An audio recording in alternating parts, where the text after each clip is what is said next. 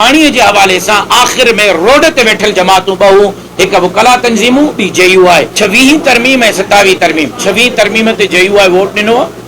JU है 26 तरमीम के ऑन करे थी असा 26 तरमीम असा गड बीठा आहियूं 27 तरमीम जी असा मुखालिफत कई डंगे जी चोट ते कई हाणे भी मुखालिफत क्यों था 28 तरमीम हवाउन में आसमान में जेस ताईं उन को मुसवदो नहीं दो तेस ताईं उन ते को बहस नथो करे सके उन ते का राय कायम नथी करे सके त 28 तरमीम में आहे छा केड़ो जिन्ना केड़ो भूता केड़ी शे बेहतर आ मुल्क जे लाए केड़ी शे खराब आ जेकर का शे 28 तरमीम में सिंध जे तक़सीम जी इंदी दंगे जे चोट ते JU है मुखालिफत कंदी जेकर 28 तरमीम में का शे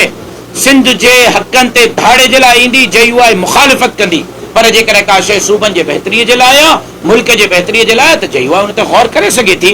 जेसी ते हम वकला तहरीक जी गाल कई वकला मुजला काबिल एहतराम उनन जी तहरीक मुजला काबिल एहतराम उनन जी जद्दोजहद मुजला काबिल एहतराम पानी जे हवाले से सिर्फ मैदान ते अमली तौर ते आखिर में ब जमातूं बीठियूं एक वकला जो धरणो हो त बे तरफ कश्मीर में घोटकीअ में मोटरवे ते JU जो धरणो हो या दरियाह जे पुलन ते बैक वक्त सजी सिंध में लखे मानू JU जमा कया अमली तौर ते पानी के हवाले से आखिर में रोड ते वेठल जमातूं बहु एक वकला तंजीमूं बी JU है लेकिन हिकड़ी गाल या भी जरूर है तो वकला दोस्तन के इहो भी सोचण घुर्जे त केड़ा मामलात हैं जेका सियासी तंजीमुन के हल करना है केड़ा मामलात हैं जेका कौम परस्त तंजीमुन के हल करना है